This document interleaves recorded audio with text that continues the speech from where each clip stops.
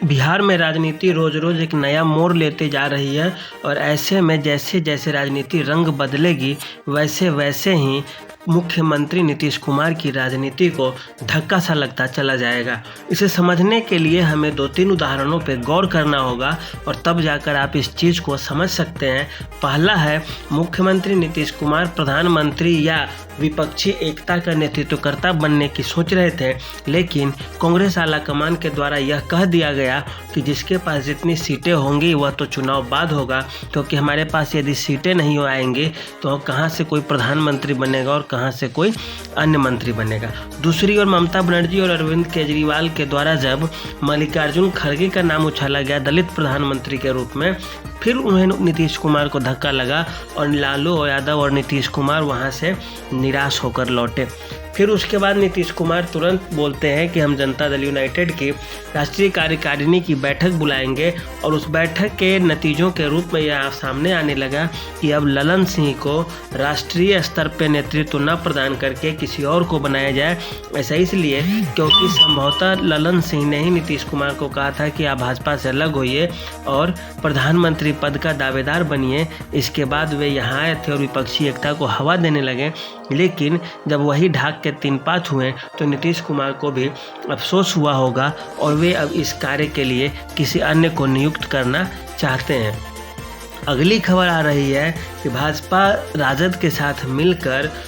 नई सरकार में तेजस्वी यादव को मुख्यमंत्री बनाने की सोच रही है और नीतीश कुमार के खिलाफ उन्हें खड़ा करने की सोच रही है, लेकिन तेजस्वी यादव आकर तुरंत इस बात का खंडन करते हैं और वे कहते हैं कि नहीं, ऐसा कुछ नहीं हुआ गिरिराज सिंह के साथ, क्योंकि मैं भी वहाँ था। खैर, ईडी ने भी एक तरफ से अब तेजस्वी यादव के खिलाफ नकेल कसने की तैयारी शुरू कर ली है और बार बार नोटिस पर नोटिस दिया जा रहा है तेजस्वी यादव को, लालू यादव को, उनके परिवार के अन्य सभी नागरिकों को। और ऐसी स्थिति में अब दिक्कत यह होने जा रही है कि तेजस्वी यादव, लालू यादव की मुश्किलें जैसे जैसे बढ़ेंगी और हो सकता है उन पर यदि दोष सिद्ध हो, फिर नीतीश कुमार के लिए काफ़ी मुश्किल हो जाएगा कि वे किस आधार पर उनके साथ गठबंधन करते हैं और क्या गठबंधन में रहना वे खुद को स्वीकार करते हैं या उन्हें अच्छा लगेगा। अब यहाँ पे फिर बात एक फंसती है कि यदि भाजपा राजद एक साथ नहीं आती है तो फिर नीतीश कुमार क्या भाजपा की तरफ रुख कर रहे हैं, और यह डर सभी नेताओं को था, राहुल गांधी को भी था और तेजस्वी यादव को भी है, अभी भी है।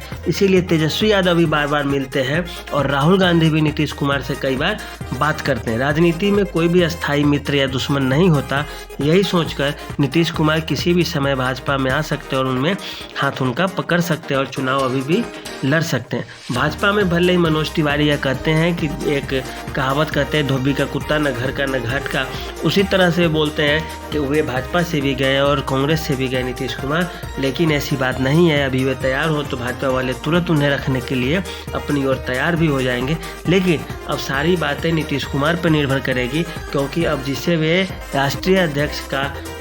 जिसे वो पद दिया जाएगा राष्ट्रीय सचिव का, वो इस बात की अब निर्णय लेगा कि किसके साथ जाना है नहीं जाना है। यदि नीतीश कुमार को आना हुआ भाजपा के साथ, वो 1 सेकेंड में बोल देंगे कि हम आ रहे हैं, हमारा जो पार्टी का जो निर्णय है वह निर्णय ऐसा है, और भाजपा वाले भी हामी भर देंगे। दूसरी ओर अब राजद के साथ स्थिति, राजद पे मुकदमा में धकेला जा रहा है और बाद धीरे धीरे ऐसा लग रहा है कि वे घिरते चले जाएंगे। इसमें बार बार समन भेजा जा रहा है अरविंद केजरीवाल की पार्टी के तहत तेजस्वी यादव को भी। अब तेजस्वी यादव को हो सकता है इसी पे उन्हें निर्भर भी होना पड़े और झुक भी जाना पड़े। हालांकि देखिए आगे क्या होता है। कांग्रेस कभी नहीं चाहेगी कि कोई भी उसका सहयोगी या सहपाठी ऐसे वक्त में पार्टी से अलग हो जब चुनाव सर पे है, क्योंकि नीतीश कुमार पार्टी छोटी हो या बड़ी, आखिर मसालेदार पार्टी तो है ही, जिसके साथ रहेगी उसे फ़ायदा तो होगा ही। और यही उम्मीद लेकर कांग्रेस भी है और यही उम्मीद लेकर भाजपा भी उन्हें अपने में शामिल कर सकती है। अब राजनीति इस तरह से रंग बदलने लगी है कि अब नीतीश कुमार को अपने ही पार्टी के कई कार्यकर्ताओं पर गुस्सा है, क्रोध है,